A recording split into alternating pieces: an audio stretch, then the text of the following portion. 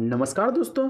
तो आज के इस वीडियो में मैं आपके लिए रेलवे ग्रुप डी 2025 के मोस्ट इम्पोर्टेंट क्वेश्चन लेकर आया हूं, जो कि जनरल साइंस से रिलेटेड क्वेश्चन रहने वाले हैं। और इस क्वेश्चंस में मैं आपको फिजिक्स, केमिस्ट्री और बायोलॉजी के क्वेश्चन बताने वाला हूं, जो कि बहुत ही ज़्यादा मोस्ट इम्पोर्टेंट रहने वाले हैं। तो चलिए वीडियो को शुरू करते हैं।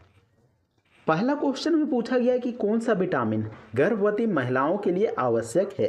तो दिए गए ऑप्शन में कौन सा ऑप्शन हो जाएगा, कौन सा विटामिन हो जाएगा जो कि गर्भवती महिलाओं के लिए फायदेमंद होती है। तो इसका जवाब हो जाएगा folic acid. Option B folic acid बिल्कुल सही जवाब हो जाएगा। अगला क्वेश्चन में देख सकते हैं कि मनुष्य के शरीर में कुल कितने जोड़े नसें होती है। लेकिन यहाँ पर आपको ध्यान देना है कि कार्नियल नर्व्स में कितने जोड़ी नसें होती है ये पूछा गया है। कपाल तंत्रिकाएं में कितने जोड़ी नसें होती है ये पूछा गया है। तो इसका जवाब हो जाएगा कि कपाल तंत्रिकाएं में कुल 12 जोड़ी नसें होती है। ऑप्शन बी 12 जोड़ी। अगला क्वेश्चन में पूछा गया है कि रक्त को शुद्ध करने वाली सबसे छोटी इकाई क्या है। तो यहाँ पर देख सकते हैं कि रक्त को शुद्ध करने वाली सबसे छोटी इकाई कौन सा हो जाएगा। तो इसका जवाब हो जाएगा नेफ्रॉन हो जाएगा। Option A nephron. अगला क्वेश्चन में देख सकते हैं कि हृदय की धड़कन सुनने वाला उपकरण कौन सा है। तो किस उपकरण की मदद से हम हृदय की धड़कन को सुनते हैं। तो इसका जवाब हो जाएगा स्टेथोस्कोप की मदद से हृदय की धड़कन सुनते हैं। Option A stethoscope. अगला क्वेश्चन में देख सकते हैं कि प्रतिध्वनि का कारण क्या है। आखिर प्रतिध्वनि का कारण क्या होता है। तो कौन सा ऑप्शन हो जाएगा। तो इसका जवाब हो जाएगा जो कि प्रतिध्वनि का कारण होता है वह ध्वनि का प्रवर्तन होता है। Option A.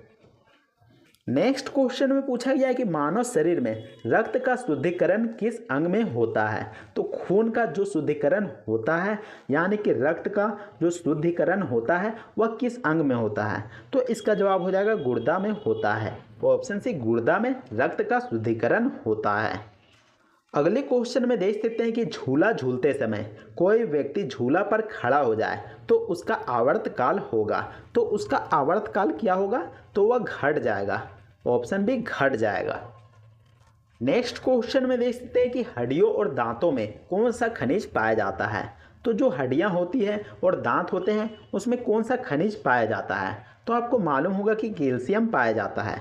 Option A calcium, जो कि प्रचुर मात्रा में पाया जाता है। अगले क्वेश्चन में देख सकते हैं कि हृदय की धड़कन को नियंत्रित करने वाला प्राकृतिक पेसमेकर कौन सा है। तो हृदय की धड़कन को नियंत्रित करने वाला प्राकृतिक पेसमेकर का नाम पूछा गया है, तो वह कौन सा है। तो इसका जवाब हो जाएगा SA node. Option B SA node, जो कि प्राकृतिक पेसमेकर है और हृदय की धड़कन को नियंत्रित करने वाला एक प्राकृतिक पेसमेकर के रूप में जाना जाता है। अगला क्वेश्चन में पूछा गया है कि श्वसन क्रिया में कौन सी गैस ग्रहण की जाती है। तो जब हम सांस लेते हैं तो कौन सा गैस को ग्रहण करते हैं यानी कि अंदर की ओर लेते हैं। तो इसका जवाब हो जाएगा ऑक्सीजन गैस को। ऑप्शन बी ऑक्सीजन गैस को। अगले क्वेश्चन में देख सकते हैं कि सेकेंडी पेंडुलम का आवर्तकाल होता है। तो जो सेकेंडी पेंडुलम होता है उसका आवर्तकाल कितने सेकेंड के लिए होता है ये पूछा गया है। तो इसका जवाब हो जाएगा 2 सेकेंड के लिए होता है। ऑप्शन बी 2 सेकेंड के लिए होता है। नेक्स्ट क्वेश्चन में देख सकते हैं कि केशिका नली में जल का ऊपरी सतह होता है। तो कैसा होता है। केशिका नली में जल का ऊपरी सतह कैसा होता है। तो इसका जवाब हो जाएगा अवतल होता है। ऑप्शन ए अवतल होता है। नेक्स्ट क्वेश्चन में पूछा गया कि मानव शरीर में रक्त का रंग लाल किसके कारण होता है। तो मानव शरीर में जो रक्त होता है उसका रंग लाल किसके कारण होता है ये पूछा गया है। तो इसका जवाब हो जाएगा हीमोग्लोबिन के कारण होता है। ऑप्शन ए हीमोग्लोबिन के कारण हमारा जो रक्त है वह लाल रंग का दिखाई देता है। अगले क्वेश्चन में पूछा गया है कि द्रव का घनत्व अधिक होने पर पृष्ठ तनाव क्या होता है। क्या घट जाता है या फिर बढ़ जाता है या फिर कोई परिवर्तन नहीं होता है। कौन सा ऑप्शन हो जाएगा। तो इसका जवाब हो जाएगा ऑप्शन ए बढ़ जाता है। ऑप्शन ए बढ़ जाता है। नेक्स्ट क्वेश्चन में देख सकते हैं कि पसीना निकलने से शरीर का क्या होता है। तो जब हमारे शरीर से पसीना निकलता है तब क्या होता है। तो इसका जवाब हो जाएगा तापमान नियंत्रित होता है। ऑप्शन बी तापमान में नियंत्रित होता है। अगला क्वेश्चन में पूछा गया है कि पारे को जब एक बर्तन में रखा जाता है तो मेनेक्स होता है। तो क्या होता है? तो इसका जवाब हो जाएगा उत्तल होता है। जो मेनिक्स होता है वह उत्तल होता है। नेक्स्ट क्वेश्चन में पूछा गया कि पादपों में भोजन का निर्माण किसके द्वारा होता है? तो जो पेड़ पौधे होते हैं उसमें भोजन का निर्माण किसके द्वारा होता है? आखिर किस प्रक्रिया के द्वारा होता है? तो इसका जवाब हो जाएगा प्रकाश संश्लेषण की प्रक्रिया के द्वारा होता है। ऑप्शन बी, प्रकाश संश्लेषण। अगला क्वेश्चन में पूछा गया कि मानव शरीर में रक्त का शुद्धिकरण किस अंग में होता है? तो यह रिपीटेड क्वेश्चन है, तो आपको मालूम चल गया होगा कि मानव शरीर में रक्त का शुद्धिकरण गुर्दा में होता है। ऑप्शन सी, गुर्दा में होता है। अगला क्वेश्चन में देख सकते हैं कि विटामिन एच किसे कहते हैं? आखिर विटामिन एच किसको कहा जाता है? तो इसका जवाब हो जाएगा बायोटीन को विटामिन एच नाम से भी जाना जाता है। Option A, biotin. Next question में देख सकते हैं कि ऊंचाई बढ़ने से वायुमंडलीय दाब क्या होता है? आखिर घटता है या फिर बढ़ता है या फिर नहीं कुछ होता है? तो क्या हो जाएगा? तो इसका जवाब हो जाएगा ऑप्शन बी, घटता है। ऊंचाई बढ़ने से वायुदाब घटता है। नेक्स्ट क्वेश्चन में पूछा गया कि गुरुत्वाकर्षण के सार्वभौमिक नियम का प्रतिपादन किसने किया था? तो जो गुरुत्वाकर्षण है उसका सार्वभौमिक नियम का प्रतिपादन किसके द्वारा किया गया था? तो इसका जवाब हो जाएगा न्यूटन के द्वारा किया गया था। ऑप्शन ए, न्यूटन के द्वारा किया गया था।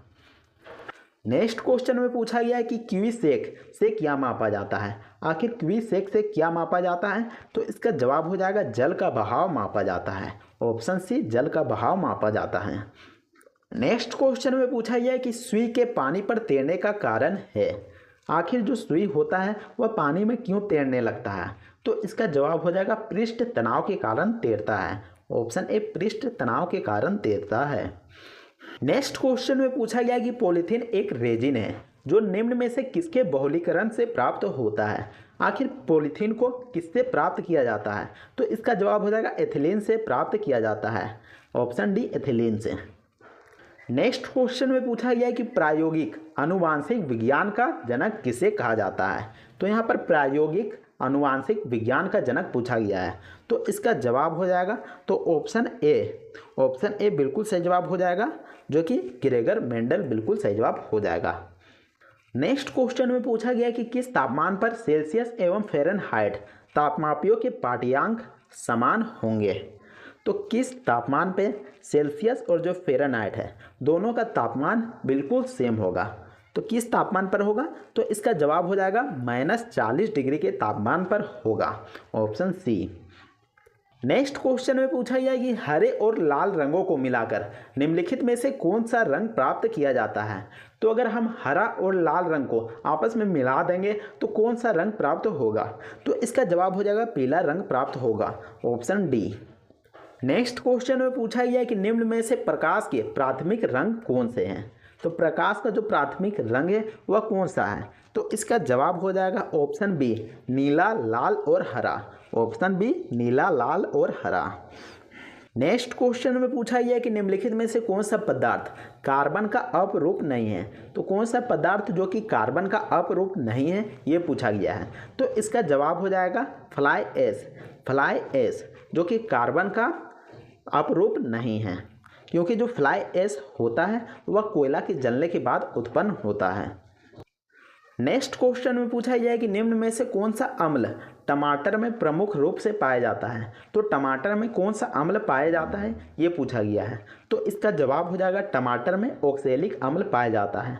Option C. अगले क्वेश्चन में पूछा गया है कि निम्नलिखित में से कौन सा जैव ऊर्जा स्रोत नहीं है? तो कौन सा ऑप्शन हो जाएगा जो कि जैव ऊर्जा स्रोत नहीं है? तो इसका जवाब हो जाएगा नाभिकीय रिएक्टर, जो कि जैव ऊर्जा स्रोत नहीं है। Option B. नेक्स्ट क्वेश्चन में देख सकते हैं कि तारों का टिमटिमाना किसके कारण होता है? आखिर आकाश में तारे टिमटिमाते क्यों हैं? तो इसका जवाब हो जाएगा ऑप्शन सी, तारों के प्रकाश के वायुमंडलीय अपरिवर्तन के कारण जो तारे होते हैं वह टिमटिमाते हैं। Option C. क्वेश्चन में पूछा गया कि शाकाहारियों के लिए विटामिन और खनिजों का प्रमुख स्रोत है। तो अगर जो शाकाहारी होते हैं वह कौन सा विटामिन और खनिज लेते हैं? आखिर विटामिन और खनिज में क्या लेते हैं, क्या खाते हैं? तो इसका जवाब हो जाएगा सब्जी और फल खाते हैं। ऑप्शन सी, सब्जी और फल खाते हैं। नेक्स्ट क्वेश्चन में देख सकते हैं कि यदि कोई प्रकाश किरण विरल माध्यम से सघन माध्यम में शून्य आपतन कोण पर प्रवेश करती है तो वह कैसा होता है? तो वह कैसा होता है? तो इसका जवाब हो जाएगा ऑप्शन नंबर बी, सीधी जाएगी। तो अगर कोई प्रकाश विरल माध्यम से सघन माध्यम में प्रवेश करती है और शून्य आपतन कोण पर प्रवेश करती है तो वह सीधी जाएगी। तो आपको ध्यान में रखना है। अगले क्वेश्चन में देख सकते हैं कि भोपाल गैस त्रासदी निम्न में से किसके रिसाव के कारण हुआ था? तो जो भोपाल गैस त्रासदी हुआ था वह किस गैस के रिसाव के कारण हुआ था? तो इसका जवाब हो जाएगा मिथाइल आइसोसाइनेट। तो मिथाइल आइसोसाइनेट के कारण काफ़ी संख्या में लोग मारे गए थे। तो आपको ध्यान में रखना है। नेक्स्ट क्वेश्चन में पूछा गया कि अम्ल व क्षार के विलयन विद्युत के होते हैं। आखिर विद्युत के क्या होते हैं? तो वे सुचालक होते हैं। ऑप्शन बी, सुचालक होते हैं। अगले क्वेश्चन में पूछा गया है कि मानव शरीर में सर्वाधिक प्रचुरता में पाए जाने वाला तत्व है। तो मानव शरीर में सबसे अधिक मात्रा में क्या पाया जाता है? तो इसका जवाब हो जाएगा ऑप्शन सी, ऑक्सीजन पाया जाता है। तो ऑक्सीजन पाया जाता है। नेक्स्ट क्वेश्चन में पूछा गया है कि सुई के पानी पर तैरने का कारण है। तो आखिर सुई पानी पर क्यों तैरती है? तो इसका जवाब हो जाएगा पृष्ठ तनाव के कारण तैरती है। ऑप्शन ए, पृष्ठ तनाव। नेक्स्ट क्वेश्चन में पूछा गया है कि कोशिका झिल्ली का फ्लूइड मोजाइक मॉडल किसने प्रस्तावित किया था? आखिर किसके द्वारा कोशिका झिल्ली का फ्लूइड मोजाइक मॉडल तैयार किया गया था या फिर प्रस्तावित किया गया था? तो इसका जवाब हो जाएगा ऑप्शन बी, सिंगर और निकोलसन के द्वारा। Option B. अगले क्वेश्चन में देख सकते हैं कि शक्ति की परिभाषा है। तो शक्ति को किस चीज़ से डिनोट करते हैं? तो इसका जवाब हो जाएगा शक्ति को हम काम बटा समय से डिनोट करते हैं या फिर शक्ति का फॉर्मूला है। Option B. अगले क्वेश्चन में पूछा गया कि न्यूटन का दूसरा नियम किस प्रकार व्यक्त किया जाता है? तो न्यूटन का जो दूसरा नियम है उसका फॉर्मूला बताना है। तो इसका जवाब हो जाएगा F=ma। Option A. Next question में पूछा गया कि माइटोकॉन्ड्रिया में ऊर्जा उत्पादन की अंतिम प्रक्रिया क्या कहलाती है?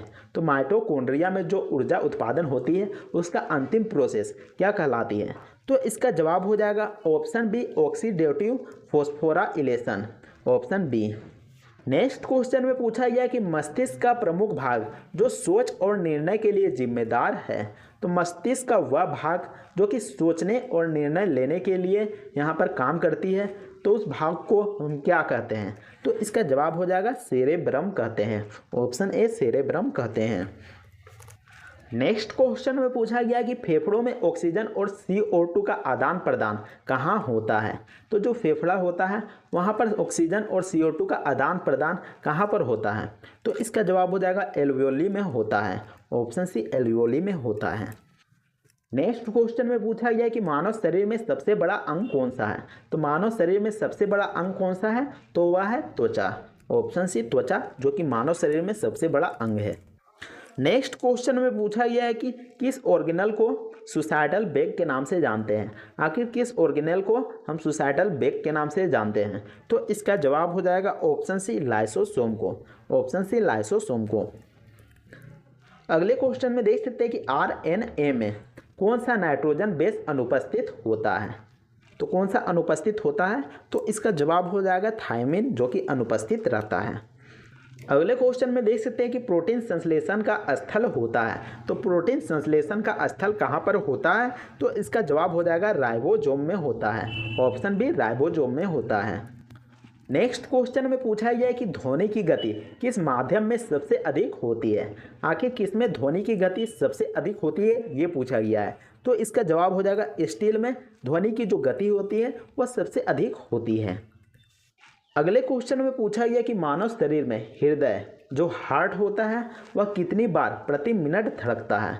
आखिर 1 मिनट में कितना बार हृदय धड़कता है, ये पूछा गया है। तो आपको इसका जवाब कमेंट करके हमें बताना है। और उम्मीद करते हैं कि अगर वीडियो पसंद आता है तो वीडियो को लाइक कीजिएगा और चैनल को भी सब्सक्राइब जरूर कर लीजिएगा। तो मिलते हैं नेक्स्ट वीडियो में, तब तक के लिए जय हिंद, वंदे मातरम।